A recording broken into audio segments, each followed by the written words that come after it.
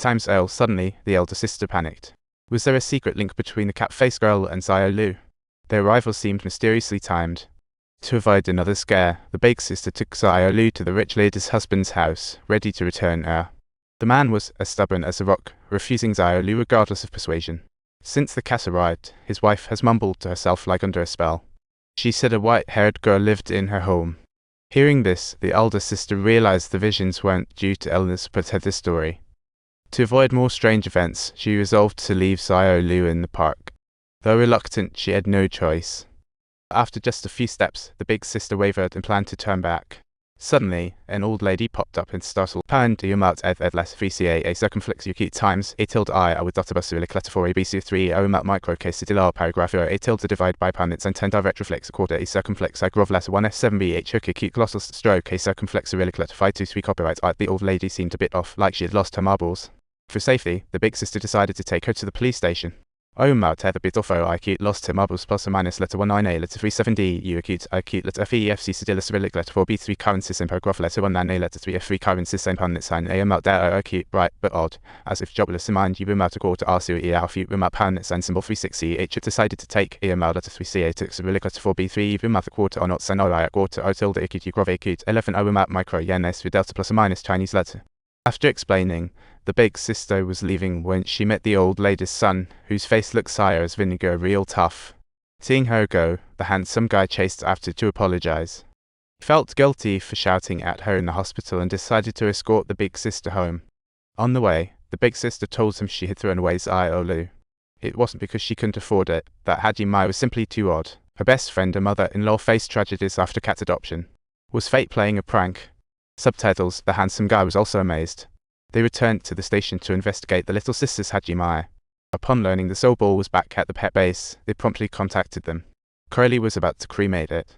The guy hurriedly called, urging not to cremate yet, but was cut off mid-sentence. Ignoring the protests, she pressed on with the euthanasia. Yikes, this is getting outrageous. The soul ball was fine. Why euthanize it? I'm furious. Wait, Curly. Just watch me go off. Ultimately, the soul ball headed towards Catworld. However, during the incineration, the closed furnace door quietly opened again. Curly thought this matter seemed a bit risky and then leaned in to peek inside.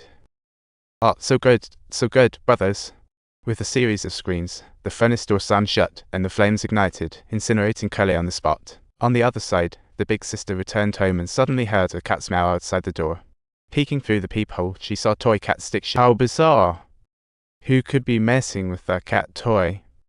Just as the big sister pondered this, the cat-faced little girl appeared out of nowhere, giving the big sister quite a scare. But when she looked again, the girl had. This is when big sister got a call from Handsome. Unable to contact Cully, he asked her to go to the shelter for an investigation. They arrived at the shelter, but the moment they did, they were greeted by walls covered in photos of euthanized Haji Mai. It's clear to see how many innocent lives Curly had claimed, including the little soul ball, when suddenly a noise came from the inside. They rushed to the sound. Hugh opened the door, leaving them stunned and retreating. Curly's body was charred, only a big front tooth left, looking absurd. Can cats really kill? Then they investigated the little soul ball, discovering it was a stray cat found in the Riverside Park. Coincidentally, Xiaolou was found in Riverside Park, along with 8 other cats from there. The woman said, "Mass arrests usually stem from resident complaints. For details, consult the Animal Association." The police arrived shortly after. They took Curly's body but made no side conclusion. All the dead shared a common trait. Elevator, closet, incinerator, they all died in enclosed spaces. And I also suffer from claustrophobia. Can't breathe in enclosed spaces. The two then contacted the Animal Association, and they agreed to meet in person. Just as they were about to leave, the radio crackled, and the sheriff berated the handsome guy. "What the heck are you doing? Get back here." The undercover guy gave up, letting Big Sister investigate alone. Soon, she met Animal Association reps. She found complaints about stray cats all originated from East River apartment, with many in its unused corridor. Residents complained that the strays lowered property values, therefore, the roofers sealed the room. Upon learning the news, the Animal Association went to rescue but found countless dead Hajime inside, only a few escaped. The big sister spotted their familiar cat toy stick on video. the same one she saw outside that night. After the investigation, the big sister received a furious call from her boss. "What time?" "Not here yet." "Hurry." After hanging up, she turned and saw Xiaolou outside. Boss thought it was bad luck and wanted to chase Xiaolou away, but as soon as the door opened, she dashed inside. The boss, seeing this, exerted all his strength to toss her into the storage bin. He kicked the bin and muttered, "You dare to glare at me? Watch me scoop out your eyeballs."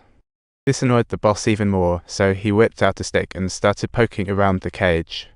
Meanwhile, he was unaware that the door behind him was slowly closing, plunging the room into darkness, while the little girl silently appeared nearby. She kept mumbling something, and the boss felt it, but when he turned around, there was no one there. In a panic, blood trickled down his forehead, and after a series of shrieks, Boss ended up meeting his maker, and wow, what a satisfying turn of events. The little girl sure nailed. Before long, the big sister entered the shop looking for him, but after searching, she couldn't find the boss. Suddenly, a noise came from the store. If you like this story, don't forget to like and subscribe our channel.